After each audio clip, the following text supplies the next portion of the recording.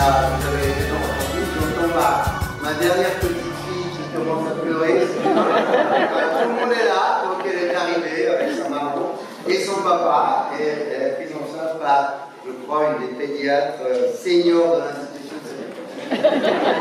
Voilà, j'ai décidé aujourd'hui de vous parler des pandémies silencieuses, en étant un peu prétentieux, en disant comment les appréhender, vous allez peut-être comprendre un petit peu ce dont je veux parler. Alors tout d'abord, je ne peux pas commencer un talk, alors je commence avec mon accent genevois, en disant bienvenue à l'hôpital avec cette affiche de P-Cube qu'on a réalisée, qu'il a réalisée il y a de nombreuses années. L'infection liée aux soins vous y attend, l'infection dite nosocomiale, aujourd'hui on dit liée aux soins, et malheureusement elle va compliquer votre séjour hospitalier. Alors le problème, la dimension de ce problème, il est difficile à évaluer, mais imaginez que chaque jour dans les hôpitaux du monde, au moins un demi-million de patients s'infectent. Je dis au moins parce que les statistiques en dehors des hôpitaux ne sont pas précises. On pourrait même imaginer, d'après certaines études encore préliminaires, que ce chiffre pourrait être doublé lorsqu'on tient compte des infections acquises dans les cabinets ou dans les petits dispensaires, enfin dans les lieux dans lesquels des soins sont prodigués. C'est important. Ce qui est encore important, c'est toujours de rappeler ces deux chiffres. Un demi-million de patients qui s'infectent chaque jour dans le monde et 16 millions qui en décèdent chaque année dans le monde. 16 millions, c'est davantage que, au fond, la malaria, la tuberculose et le sida, les trois réunis. Donc vous imaginez, c'est un problème de santé publique gigantesque. Alors j'aime bien montrer cette vidéo dans un certain silence.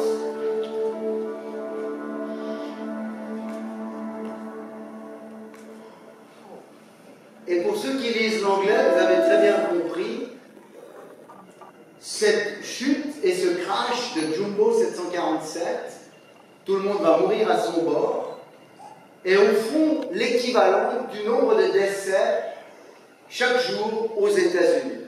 États-Unis qui sont le pays dans le monde dans lequel le système de santé met le plus d'argent. Alors je n'ai pas dit que c'était le meilleur système de santé, de loin pas, mais il est clair que c'est un impact qui est considérable. Alors, quand on voit ça, on se rappelle qu'on en parle très peu.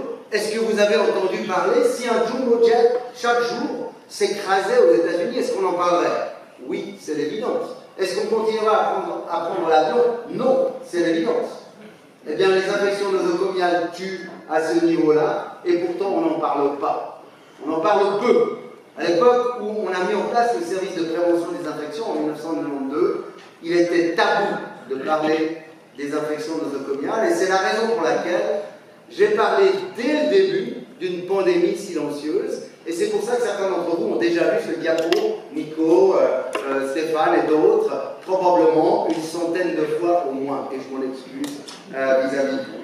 Voilà pourquoi les pandémies sont importantes, les pandémies silencieuses existent, et au fond maintenant aujourd'hui tout le monde sait ce qu'est une pandémie. Celle liée au Covid était très bruyante et orageuse, je dirais. Les pandémies silencieuses sont plus subtiles, elles existent néanmoins. Au fond, elles n'épargnent aucun hôpital. Des hôpitaux modernes, ici vous avez une image d'un hôpital que vous connaissez bien, il y a aussi la Cleveland Clinic. Vous avez des hôpitaux beaucoup plus modestes et des lieux de soins extrêmement modestes.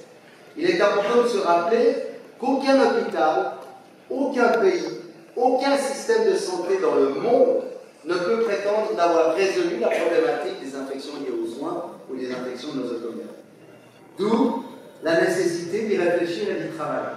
Alors tout le monde le sait parce que vous l'avez bien entendu, la mesure principale pour réduire les infections liées aux soins, c'est l'hygiène des mains, et là on parle en ce moment du lavage des mains. Vous voyez ici, vous avez bien compris, tout le monde le sait depuis très longtemps. La question est de savoir pourquoi est-ce que ce lavage des mains est si compliqué à effectuer par des soignants qui ont appris à finalement soigner les malades au mieux de leur possible. Et pourquoi cette observance, en anglais compliance, je m'excuse, j'ai utilisé des diapos en anglais parce que certains d'entre vous ne parlent que l'anglais parce que la conférence est enregistrée et sera réutilisée. Cette observance à l'hygiène des mains, elle est extrêmement faible. Au début des années 90, quand on a essayé de la quantifier, elle ne passait jamais 40%. Ça veut dire que chaque fois que vous aviez à vous laver les mains 10 fois, vous le faisiez entre jamais, une fois, 2 fois ou éventuellement 3 fois. Donc on était très en deçà de ce qu'on peut imaginer être ce qu'on appelle la sécurité du soin. Alors la question c'est de savoir pourquoi. Alors je vais aller très rapidement, mais en décembre 1994, avec les infirmières, les 4 premières infirmières du service PCI, plus une qu'on nous a prêtée pour un mois, mais qui est restée chez nous pendant, je crois, 17 ou 18 ans, finalement, on est allé dans tous les services de l'hôpital, le jour, la nuit, le week-end, la semaine, dans tous les services, et on a observé les pratiques d'hygiène des mains, avec un protocole bien établi. Et on s'est aperçu qu'effectivement, l'observance de l'hygiène des mains était très faible, mais 2, il était impossible pour les soignants de se laver les mains en temps et en heure. Pourquoi? Parce qu'au fond, ça prenait trop de temps d'aller au lavabo, de tourner l'eau, de mettre l'eau sur les mains, de mettre le savon, de passer 30 secondes à se frictionner avec le savon, de rincer ses mains, et puis ensuite de revenir au patient pour faire son soin. Ça prenait entre 1 et 2 minutes.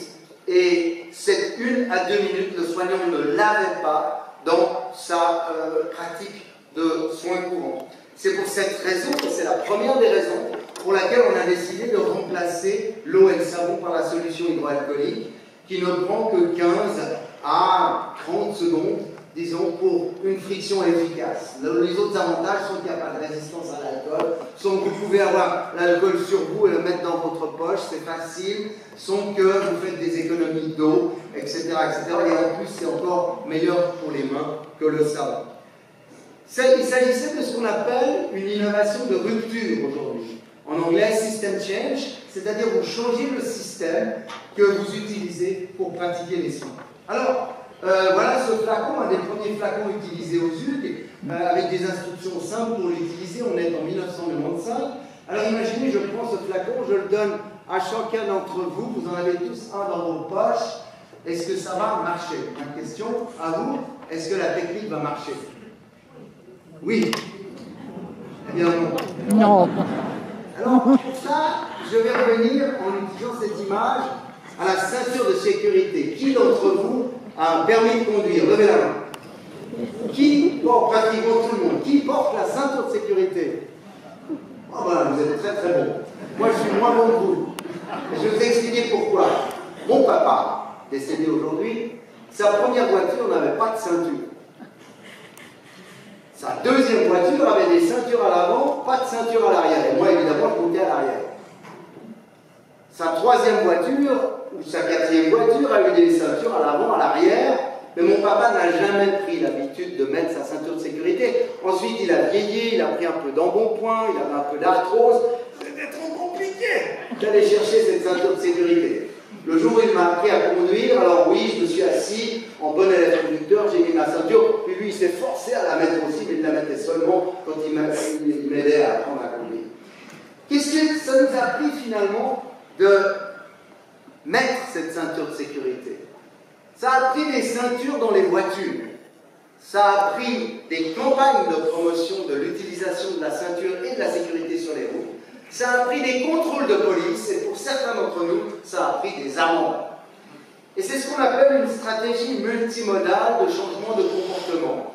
Et c'est cette stratégie-là que nous avons décidé d'utiliser au Sud, que nous avons démarré en 1995, en utilisant des moyens d'éducation simples, comment fonctionne la friction hydroalcoolique, en utilisant les murs de l'hôpital, en demandant si on pouvait afficher des posters comme ces murs, ce qu'on a fait, des posters qui faisaient sourire parfois, des posters qui surprenaient parfois, des posters qui, on disait non, mon fils, s'il ne me tue pas avant, tu deviendras multirésistant, dit ce papa MRSA, c'est une bactérie multirésistante, à son fils MRSA.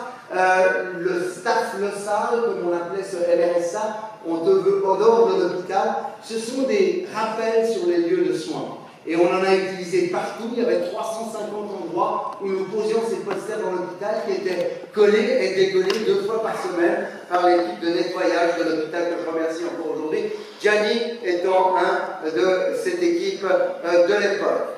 Et voilà, donc on parle au personnel comme ça, et rapidement la bactérie devient tout à fait effrayée, elle a peur de cet hôpital, elle va voir Sigmund Freud en lui disant: Docteur Freud, dans cet hôpital on ne peut même plus infecter comme on veut. C'est l'histoire de l'hôpital cantonal, c'est comme ça qu'on s'appelait Bertrand à l'époque, de Genève contre Staphylosaules, c'est comme ça qu'on appelait LRSA, les hostilités vont commencer. Pour obtenir ceci, il faut obtenir ce qu'on appelle la culture d'entreprise.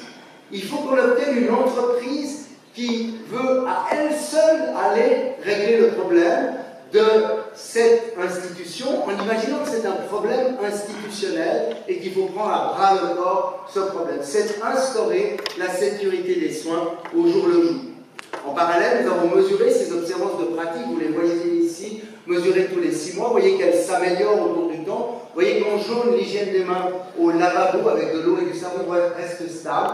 Vous voyez que la solution hydroalcoolique en orange augmente de plus en plus. Au jour d'aujourd'hui, aux U, on utilise dans 99,9% des cas la solution hydroalcoolique. On n'utilise plus ou pratiquement plus l'eau et le savon. C'est ce qu'on appelle un changement de système complet et les UG ont été absolument pionniers dans le domaine, évidemment. Mesurer cette pratique, restituer la performance, fait partie des éléments de cette stratégie multimodale. Stratégie multimodale que vous voyez ici résumée très rapidement. Alors, évidemment, en médecine académique, il faut aussi suivre si les interventions que vous faites sont efficaces, et vous voyez qu'on a mesuré les taux d'infection nosocomiale et elles ont diminué de 50%, 4 ans après le début de la campagne, sauvant des centaines de vies, évidemment ici même, et puis réduisant la transmission des germes multirésistants de plus de 80%. En parallèle, évidemment, on a fait des études coût-efficacité, et après 8 ans, pour chaque franc investi dans la campagne, il y avait 25 francs de retour sur investissement. Donc ça valait la peine évidemment de continuer. Alors, évidemment, en médecine académique, en 2002, et puis en 2005, l'Organisation mondiale de la santé nous demande si on est d'accord de généraliser la stratégie dans le monde entier et de lancer ce qu'on a appelé le premier défi mondial pour la sécurité des soins, chose que, bien entendu, on a acceptée. Vous êtes là dans l'auditoire principal de l'OMS, ici à Genève, qui a été un peu transformé depuis, mais enfin, qui n'a pas beaucoup changé, avec des ministres de santé d'une cinquantaine de pays réunis, d'autres le sont par des moyens virtuels. On demande à ces ministres de santé de signer une charte. Rappelez-vous, pandémie silencieuse. Première chose qu'on demande aux ministres, reconnaître l'existence des infections hospitalières. Deuxièmement, utiliser les outils qu'on va mettre à leur disposition. Troisièmement, échanger les données à la suite des interventions et des campagnes. C'est ce troisième point que les Chinois n'ont pas beaucoup accepté, peu importe, c'est pour la petite histoire. Cette charte était signée par le ministre de la Santé et était tendue à Sir William Donaldson, que vous voyez sur la plupart des images, qui était le chef médical de toute l'Angleterre, mais également membre permanent du board de l'OMS, ou à moi-même, dans des événements publics, afin que tout le monde soit au courant, avec des journalistes, etc. Il y a des situations où, là, vous êtes à Kaboul, en Afghanistan, où l'événement n'était pas très public. Il y avait la ministre de la Santé, moi-même et un photographe. Mais peu importe, l'Afghanistan, évidemment, est entré dans cette campagne.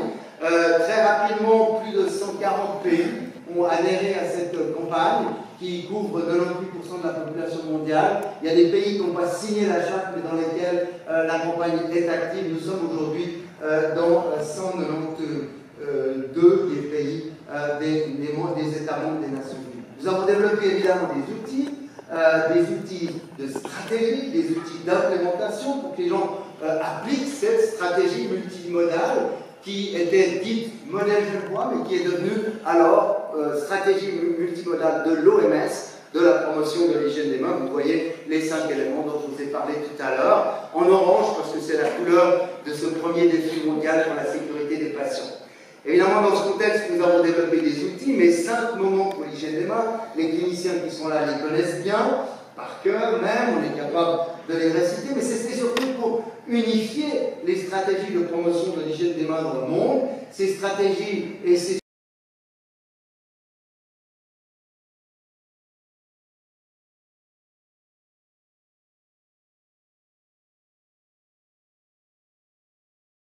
qui applique cette solution hydroalcoolique en 2006 et puis en 2015 lors d'une autre visite, ces infirmières en réanimation qui continuent d'appliquer le produit.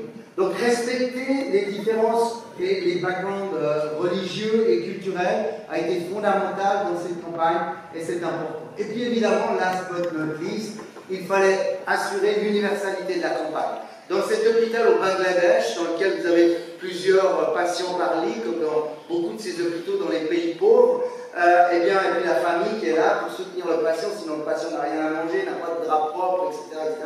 Vous imaginez bien que c'est totalement impossible d'acheter l'alcool, c'est impossible, on ne peut pas se l'offrir.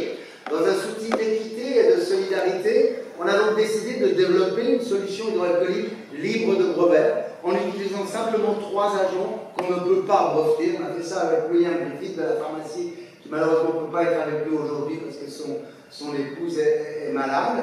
Et on a fait venir Lozeli Bengali, ce pharmacien malien, ici aussi. Merci à Pascal Benabri, à l'équipe de la pharmacie. On l'a entraîné à faire de la solution hydroalcoolique. Il est retourné dans sa pharmacie, il en fait à partir de la canne à sucre. C'est la première personne qui a fait de la solution hydroalcoolique en Afrique, et vous verrez qu'ensuite il a beaucoup travaillé avec nous. Il a enseigné à ses pharmaciens au Kenya, qui lui l'a fait pour son hôpital, et qui a ensuite convaincu le centre de recherche du pays de faire de la solution hydroalcoolique pour 1000 hôpitaux au Kenya, qui se fait toujours aujourd'hui, et ça marche extrêmement bien. Et puis notre ami Lozeli, le pharmacien malien, nous a rejoints en Guinée, au Libéria, en Sierra Leone, pour enseigner aux pharmaciens comment faire de la solution hydroalcoolique dans ces hôpitaux au moment de Ebola. Et ça va vous être résumé dans une petite vidéo. Les malades avaient peur de l'hôpital. Les soignants avaient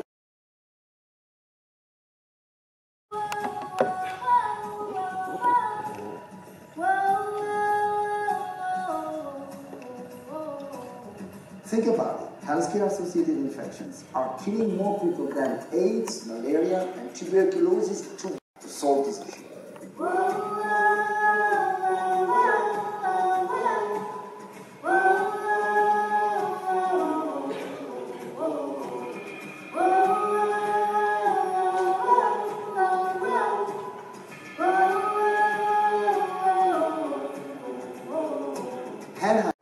For infection prevention reduction. Now the problem of hand hygiene is that you cannot use soap and water hand washing. So the solution here in Africa, like it is all over the world, is alcohol-based hand rub solution. The alcohol-based hand rub solution should be available at the point of every patient care. Du niveau des droits humains que de trouver l'alcool au pied du lit en cas de catastrophe comme en cas de soins, évidemment. Alors maintenant, la question c'est comment est-ce qu'on assure la pérennité d'un tel programme? Qu'est-ce qu'on fait? On a développé des outils, c'est des outils de scoring qui sont traduits dans plusieurs langues. L'hôpital peut s'auto-évaluer sa performance de promotion d'hygiène des noms. On le fait chaque année ici au ZUG et il y a beaucoup d'hôpitaux qui le font dans le monde. On a fait des grandes surveilles internationales à travers le monde en 2011, en 2015 et en bleu vous voyez les moyennes, c'est des médianes en fait, qui vont de 300 à environ 400 entre 2011 et 2015 et puis vous voyez que dans les 6 régions de l'OMS, ça s'améliore. On n'est pas au top bien entendu, mais ça s'améliore dans le monde entier. On a refait le survey en 2019, je vous montre juste une image ici pour vous montrer que ce qui manque le plus dans le monde par rapport aux 5 éléments, c'est la culture de sécurité, c'est l'entreprise qui est derrière l'action et l'intervention, c'est un survey sur des milliers d'hôpitaux comme vous le voyez. Comment promouvoir la suite, c'est-à-dire l'excellence? L'excellence dans le domaine de l'hygiène des mains. On a développé ce qu'on appelle un Hand Hygiene Excellence Award, ça veut dire que les hôpitaux peuvent appliquer en mesurant le score dont on a parlé, puis ensuite au moyen et avec l'aide de collègues dans le monde entier que j'ai l'honneur de diriger, on a des groupes d'experts dans les différentes régions du monde, et ces experts visitent les hôpitaux. Vous êtes ici en Indonésie avec 2 des experts que vous voyez de dos, qui visitent l'hôpital et puis qui évidemment posent des questions, vérifient des tas de choses. Et ensuite, les gagnants, il y en a plusieurs chaque année dans les différentes régions du monde, sont invités à venir dans le plus grand congrès de la région. Il n'y a pas d'argent lié à cet award, mais au fond, ils participent au congrès et ils racontent comment eux, ils sont devenus hôpital d'excellence. Alors voilà un petit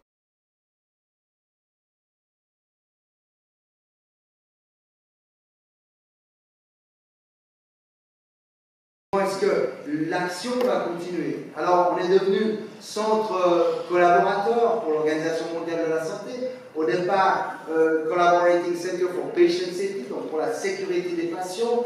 Le titre va être changé en centre de collaboration.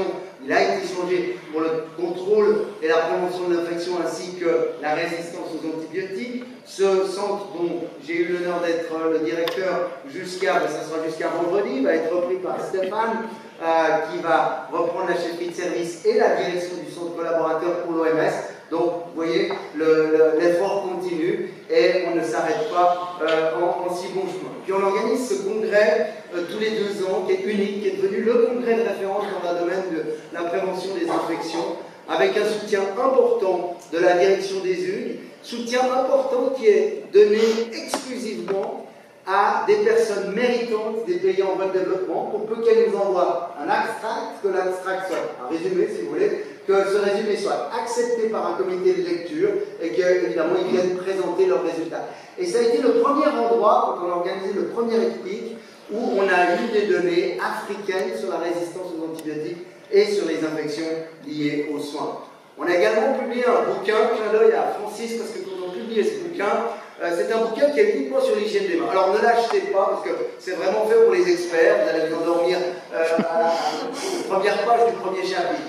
Et quand j'ai dit à Francis qu'on écrivait un bouquin de 456 pages sur l'hygiène des mains, il m'a dit, c'est pas possible, qu'est-ce que tu veux dire? Je veux dire, Francis, que la première version, elle ne fait que 456 pages, la suivante sera plus volumineuse encore. On a obtenu les droits de ce livre, il est à nous, on en fait ce qu'on veut, et c'est bien parce que comme ça on peut le donner là où on veut le donner, partout dans le monde. Et puis pour continuer cette campagne, eh bien, à l'OMS, à l'époque où on nous a confié ce programme, il n'y avait personne pour faire de la prévention du risque infectieux. Et aujourd'hui, vous voyez qu'il y a une équipe, il y a un service, au fond, on n'appelle pas service, on appelle hub, un WHO Infection and Prevention and Control Hub Team. Vous voyez en 2022 quand même un certain nombre de personnes dirigées par Benedetta Allegrenzi, qui reste liée à notre institution, qui est professeur associé à la faculté de médecine ici à Genève. Donc vous voyez qu'on a fait des petits, il n'y avait aucune activité au départ. Aujourd'hui, il y a une foule d'activités, on ne parle plus uniquement évidemment de l'hygiène des mains, mais de bien d'autres activités. On organise chaque année cette journée mondiale de l'hygiène des mains, auquel on consacre un thème différent chaque année, peu importe. Et puis cette année avec Anan Balki, qui est assistante de la simplement leur donner toutes mes pensées. Heureusement, certains parmi ceux-ci, on a eu la chance de les mentoriser ici, ils étaient encore étudiants en médecine, et l'une d'entre elles aujourd'hui fait un PhD dans notre institution avec le soutien de la Fondation Philanthropia.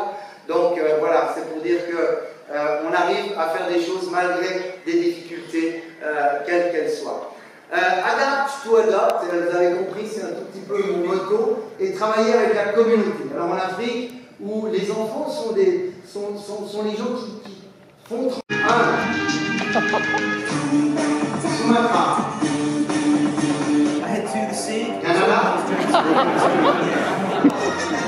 Espagne, Portugal, USA, Écosse.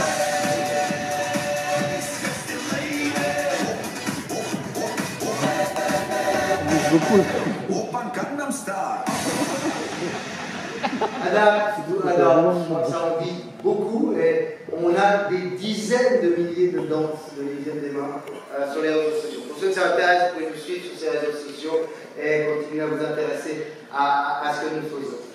Le professeur Jean Bernard a dit au moment de quitter ses fonctions, l'anémie pernicieuse n'est plus pernicieuse. Les médecins connaissent et savent ce que veut dire cette phrase.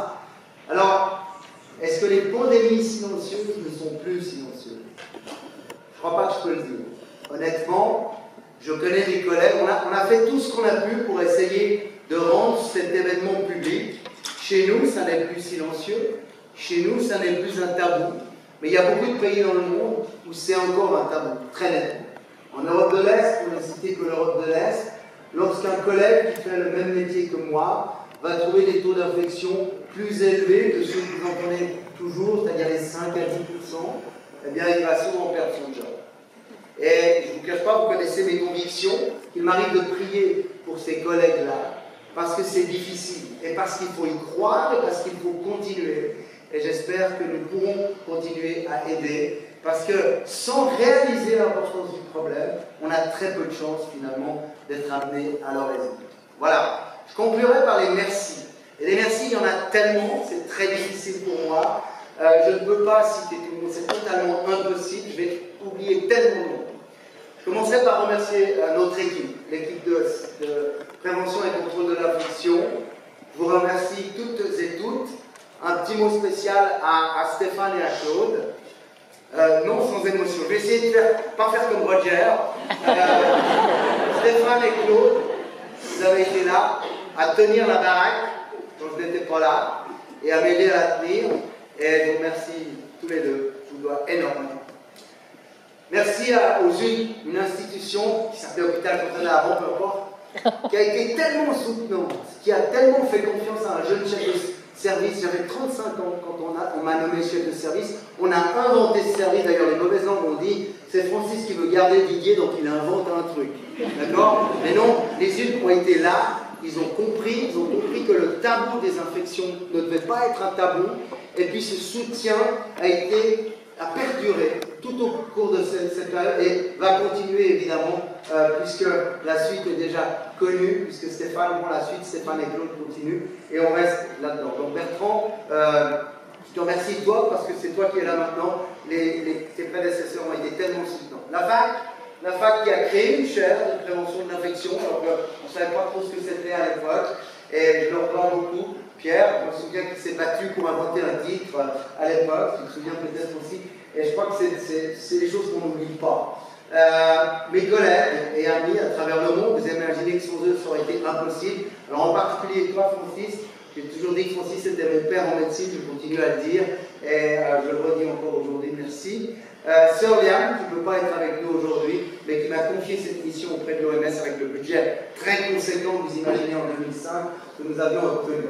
Mes collègues évidemment de l'OMS, Benedetta, Claire, Julie, Hermira bien entendu, mes collègues au sein de fondations, d'associations, de sociétés privées, industrielles, l'OMS, le CDC, European CDC et d'autres. La fondation Philanthropia qui a été là depuis de nombreuses années et qui continue à soutenir les projets. Et puis ma famille bien entendu, parce que sans eux, ça n'aurait pas été possible de m'avoir laissé voyager, excusez mon émotion, de m'avoir laissé voyager, de m'avoir laissé, au fond, continuer cette mission qui est devenue une passion, une telle passion qu'évidemment, on en fait souvent beaucoup trop.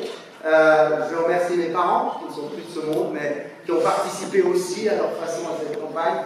Et puis, il y a beaucoup d'entre vous qui m'ont demandé quel serait mon projet principal à partir de mardi. Eh bien voilà, le projet principal, il est là. William, Sacha, Alix, Nathan, Léonie, et puis j'ai marqué en bas, là, vous voyez le projet n'est certainement pas fini, je pense qu'il y a encore d'autres qui vont s'ajouter à ces photos. Voilà, je vous remercie pour votre attention et d'être venus aussi nombreux et chaleureux.